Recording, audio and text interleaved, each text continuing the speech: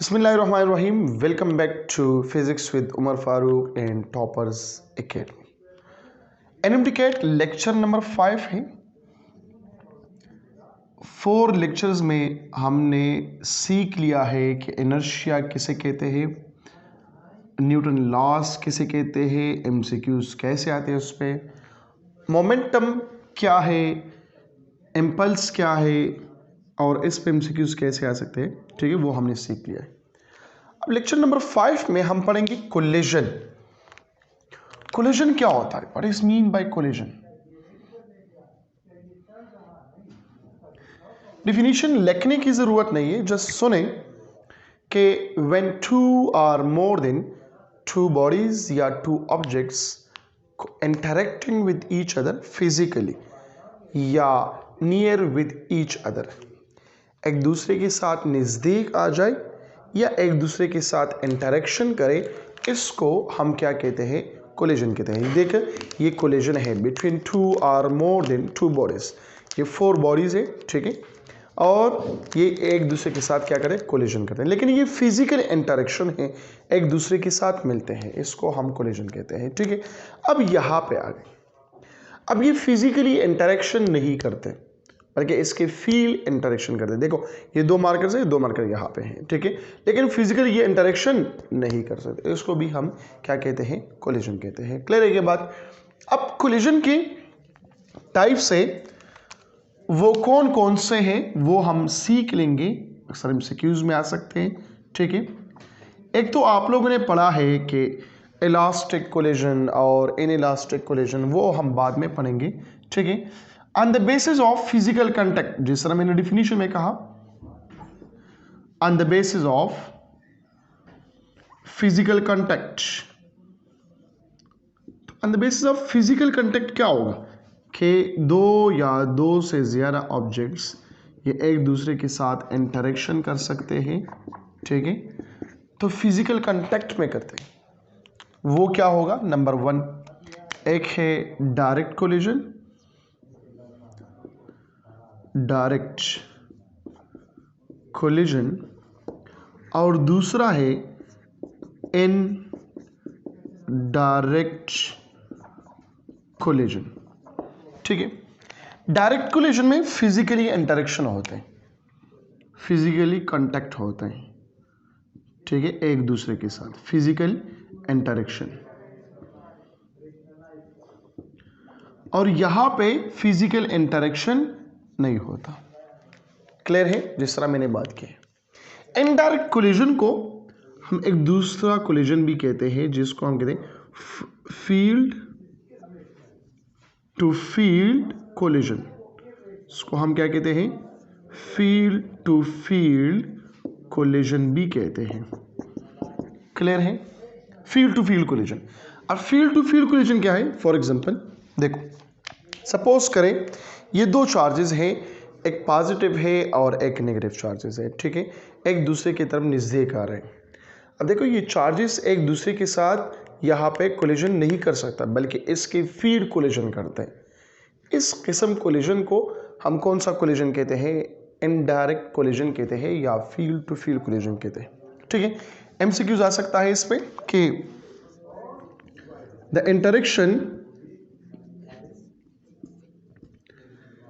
interaction between 2 charges is option A direct collision या direct interaction. Collision को हम interaction भी कहते हैं। ठीक है, नंबर बी इनडायरेक्ट इंटरेक्शन। ठीक है, नंबर सी सपोज करें हेड ऑन कोलिजन, और option number D all of above. तो इनमें से कौन सा करेक्ट है, वो है इनडायरेक्ट कोलिजन। इनडायरेक्ट कोलिजन क्योंकि इसके फील्ड जो है फील्ड के साथ इंटरेक्शन करते हैं। समझ आई बात की, इसके लिए फिजिकल कांटेक्ट की ज़रूरत नहीं होता है, तो इसको हम कहते हैं क्या, इनडायरेक्ट कोलिजन कहते हैं। क्लियर है ये बात? अब इसकी बात on the basis of line of motion, on the basis of line of motion, ठीक है। इसके फर्दर टू टाइप्स है। एक को हम कहते हैं हेड ऑन कोलिजन और दूसरे को हम कहते हैं ओब्लिक कोलिजन। एक आ गया हेड ऑन कोलिजन। अब हेड ऑन कोलिजन क्या है? हेड ऑन कोलिजन में दो या दो से ज़्यादा बॉडीज एक दूसरे के साथ जब इंटरेक्शन करें, ठीक है, और वो आफ्टर इंटरेक्शन, आफ्टर कोलिजन वो अपना डायरेक्शन चेंज नहीं कर सकते, ठीक है, या ना करें, तो इस किस्म कोलिजन को हम कौन सा कोलिजन कहते हैं? हेड ऑन कोलिजन कहते हैं, ठीक है। ओब्लिक कोलिजन किसे कहते हैं? ओब्लिक कोलिजन हम उसको कहते हैं कि जब इंटरेक्टिंग बॉडीज आफ्टर इंटरेक्शन, मतलब कोलिजन हो गया, ठीक है, इंटरेक्शन हो गया और इसके बाद एक इस डायरेक्शन में चला गया, दूसरा इस डायरेक्शन में चला गया, तो इसको हम कहते हैं कौन सा कोलिजन? Oblique collision. देखो ओब्लिक कोलिजन इस तरह से है। एक बॉडी है मास 1, इस इलास्टिक के साथ जा रहे हैं, यहां पर है मास 2, इस इलास्टिक के साथ जा रहे हैं V2 की तरह, यहां पर कोलिजन हो गया, ठीक है, इंटरेक्शन हो गया। आफ्टर इंटरेक्शन एक बॉडी यहां पे आ गया, दूसरा या इस डायरेक्शन में जा सकता है या इस डायरेक्शन में भी जा सकता है। जरूरी नहीं है कि बिल्कुल स्ट्रेट जाए, या जरूरी नहीं है कि दोनों जो है अपना डायरेक्शन चेंज करें, नहीं, इसमें से एक डायरेक्शन चेंज करेगा, दूसरा मे और मे नॉट बी चेंज, ठीक है। तो इसको हम कौन सा कोलिजन कहते हैं? ओब्लिक कोलिजन कहते हैं। क्लियर है ये बात? Now number 3, on the basis of conservation of energy, on the basis of conservation of energy, कौन सा एनर्जी? Kinetic energy. इसके फर्दर टू टाइप्स है। एक को हम कहते हैं इलास्टिक कोलिजन, इलास्टिक कोलिजन, और दूसरे को हम कहते हैं इन इलास्टिक कोलिजन कहते हैं। क्लियर है ये बात? इलास्टिक कोलिजन में काइनेटिक एनर्जी क्या होता है? कांस्टेंट होते हैं, मतलब change in kinetic energy is equal to 0, और यहां पे change in kinetic energy is not equal to 0। एक में 0 होता है, दूसरे में नॉट इक्वल टू 0, मतलब यहां पे काइनेटिक एनर्जी कांस्टेंट है, यहां पे काइनेटिक एनर्जी कांस्टेंट नहीं है।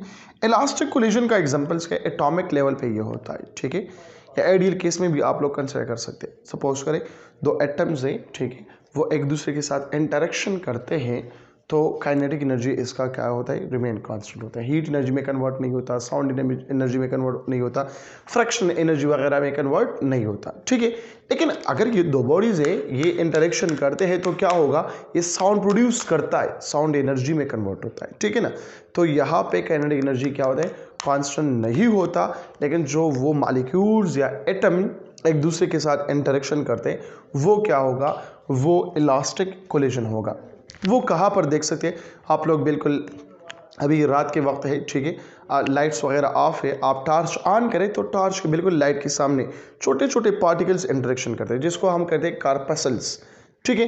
वो इंटरेक्शन तो कर सकते हैं, लेकिन वो हीट प्रोड्यूस नहीं करता, साउंड प्रोड्यूस नहीं करता, तो उसको हम कौन सा कोलिजन कहते हैं? इलास्टिक कोलिजन कहते हैं, ठीक है। जो रियल लाइफ में आप लोग देखते हैं, एक कोलिजन हो गया, ठीक है, तो वो आग में कन्वर्ट होता है, मतलब हीट एनर्जी को होगा, वो साउंड, बड़ा सा साउंड प्रोड्यूस होगा, मतलब ये साउंड में कन्वर्ट हो गया, मुख्तलिफ एनर्जी में ये कन्वर्ट हो जाता है। तो इस केस में काइनेटिक एनर्जी क्या है? कांस्टेंट नहीं है, और इसमें काइनेटिक एनर्जी क्या है? वो कांस्टेंट होता है। समझ आई बात की? अब elastic collision in one dimension, ये क्या है? ये आप लोगों के बुक में भी है और आप लोगों के कोर्स में शामिल है, लिहाजा इस पे MCQ सॉल्व करते हैं क्योंकि ये इंपॉर्टेंट है, ठीक है। अगर इसे स्क्रीनशॉट निकालना चाहते हैं तो निकाले, अगर नहीं निकालना चाहते तो फिर लिखो, मैं मिटाता हूँ, ठीक है। Collision on the basis of conservation of kinetic energy, इसमें आता है हेड ऑन कोलिजन, तो इलास्टिक कोलिजन, तो मैं कहता हूँ elastic collision on the basis of one dimensional collision. One dimensional collision कौन सा कोलिजन है? हेड ऑन कोलिजन है, ठीक है ना। ट्रांसलेटरी कोलिजन भी हम कह सकते हैं, लीनियर कोलिजन भी इसको हम कह सकते हैं। किस चीज को? हेड ऑन कोलिजन को। तो कोलिजन क्या है? ये मैं लिखता हूं elastic collision, elastic collision in one dimension. One dimension में इलास्टिक कोलिजन क्या होगा? ठीक है, यहां पे मास 1 है, यहां पे मास 2 है, ठीक है। बिफोर कोलिजन BC, यहां पे कोलिजन हो गया, ये मास 1 और ये मास 2, ठीक है। और आफ्टर कोलिजन ये अपना जो पोजीशन है, सॉरी अपना जो डायरेक्शन है वो चेंज नहीं करता, लेकिन वेलोसिटीज क्या होता है? ये चेंज होता है। फॉर एग्जांपल एक वेलोसिटी v2 प्राइम हो गया और एक वेलोसिटी v1 प्राइम हो गया, ठीक है। तो हम ये मालूम करेंगे कि v1 प्राइम का वैल्यू क्या होगा और v2 प्राइम का वैल्यू क्या होगा, क्योंकि MCQs इसी बेस पे आते हैं, ठीक है। तो ये कैलकुलेटेड वैल्यूज है, आप लोगों को याद होनी चाहिए कि v1 प्राइम का जो वैल्यू है वो क्या है? m1 minus m2 divided by m1 plus m2। इससे आएगा क्या? into v1 plus 2m2 divided by m1 plus m2 into v2। Similarly v2 prime का वैल्यू है m2 minus m1 divided by m1 plus m2। ये आ गया, यहाँ पे हम नाम देते हैं v2 और 2m1 divided by m1 plus m2 into v1। MCQs इसी पे आते हैं, ठीक है। मैं जस्ट यहाँ पे मेंशन कर रहा हूँ, सॉल्व नहीं कर रहा है, ये आप लोगों का काम है, आप लोग सॉल्व करेंगे ना, ठीक है। केस नंबर 1, जिसके पास भी मेरा बुक मौजूद है वो ओपन करें, उस पर बहुत सारे MCQs मैंने बनाए कोलिजन पे, ठीक है।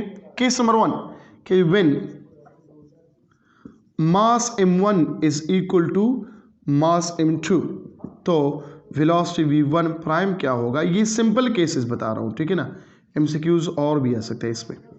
v2 प्राइम क्या होगा? फिर इसी में मैं कहता हूँ कि m1 बराबर है m2 के और v1 0 के बराबर है। अब मालूम करें कि v1 प्राइम का वैल्यू क्या होगा और v2 प्राइम का वैल्यू क्या होगा। फिर m1 बराबर है m2 के और इस टाइम v2 0 है, फिर मालूम करें कि v1 प्राइम क्या होगा और v2 प्राइम क्या होगा। क्लियर? ये केस नंबर 1 में ये दो फर्दर केसेस करें। केस नंबर 2 में आप लोग क्या करें? केस नंबर 2 के when m1 is very very greater than m2, तो फिर v1 प्राइम का वैल्यू क्या होगा और v2 प्राइम का वैल्यू क्या होगा। तो आसानी बात है, ठीक है। इसी के साथ ये केसेस भी आप लोग करें कि m1 जब बहुत ज़्यादा ग्रेटर हो m2 पे, तो इस टाइम v1 क्या है? 0। फर्स्ट बॉडी क्या है? वो 0 पे है, मतलब रेस्ट में है, तो फिर मालूम करें v1 प्राइम और v2 प्राइम की वैल्यूज, ठीक है। इसी तरह m1 is very very greater than m2 और इस टाइम v2 क्या है? 0 है, तो v1 प्राइम का वैल्यू क्या होगा और v2 प्राइम का वैल्यू क्या होगा। क्लियर है ये बात? नंबर 3, केस नंबर 3 भी मालूम करें यहाँ पे। केस नंबर 3 क्या है? केस 3 ये है कि when m2 is very very greater than m1, तो फिर मालूम करें कि v1 प्राइम का वैल्यू क्या होगा और v2 प्राइम का वैल्यू क्या होगा। क्लियर है ये बात? अब यहाँ पे m2 ग्रेटर है, ये केस भी इसके साथ करें, m2 बहुत ज़्यादा ग्रेटर है m1 से, फिर मालूम करें v1 प्राइम का वैल्यू क्या होगा और v2 प्राइम का वैल्यू क्या होगा। इस टाइम v1 इसके साथ क्या हो? 0। फिर m2 is very very greater than m1 और इस टाइम क्या है? v2 0 है, तो फिर v1 प्राइम का वैल्यू क्या होगा और v2 प्राइम का वैल्यू क्या होगा, ठीक है। तो जब आप लोग ये करें तो ऑलमोस्ट 90% आप लोगों का MCQs जो है वो सॉल्व हो जाएंगे। क्लियर है ये बात? अब यहाँ पर देखें, मैं MCQs का बुक उठाता हूँ, यहाँ पे ये पेज नंबर ओपन करें जिसके पास भी मौजूद हो। देखिए ये है 5000 plus practice MCQs book, physics book है जो मैंने खुद लिखा हुआ है, ठीक है। और इसमें पेज ओपन करें जिसके पास ये बुक मौजूद है, कोलिजन पे। अच्छा, ये एक्सेलरेशन हो गया, Newton first law, Newton second law, Newton third law, general MCQs of motion and force. इस कोलिजन पे आप लोग एमसीक्यूज सॉल्व करें, ठीक है ना। देख लें, when two or more than two bodies comes close to each other and there is some sort interaction between them is called dash dash dash, ठीक है। तो पेज नंबर 12 पे यहाँ से लेकर यहाँ तक ये सारे एमसीक्यूज देख लें, ठीक है। जो मैंने यहाँ पे डिस्कस किए हैं इससे ऑलमोस्ट एमसीक्यूज मैंने बनाए हैं, ठीक है। इस पे जितनी भी एमसीक्यूज आए हैं और इस बुक में नहीं है, मतलब पीएमसी के में आए हैं, ठीक है, या जो पेड एमसीक्यूज थे पीएमसी का, तो वो उसमें तो खैर ये नहीं था कोलिजन है, ठीक है। लेकिन पीएमसी टेस्ट में एक क्या था, एमसीक्यूज आया था और वो इसमें मौजूद है ऑलरेडी। एमसीक्यू नंबर 10 आया था, ठीक है, आप लोग देख सकते हैं इसमें। तो इंशाल्लाह कल हमारा टॉपिक जो होगा वो प्रोजेक्टाइल मोशन होगा। प्रोजेक्टाइल मोशन इंतहाई इम्पोर्टेंट है और एमसीक्यूज़ के लिहाज से भी इम्पोर्टेंट है। जो एग्जामिनेशन की तैयारी कर रहे हैं फर्स्ट ईयर के, उसके लिए भी इम्पोर्टेंट है, ठीक है। जिस पॉइंट की भी समझ नहीं आया वो आप लोग कमेंट में बता सकते हैं, ठीक है। जिस पॉइंट की समझ आए या आप लोगों ने इसको सॉल्व किया और यकीन नहीं है, अपने आप पे ट्रस्ट नहीं है कि हमने ठीक लिखा है या गलत लिखा है, तो वो भी आप लोग कमेंट में ही अपलोड करें और मैं देख लूँगा।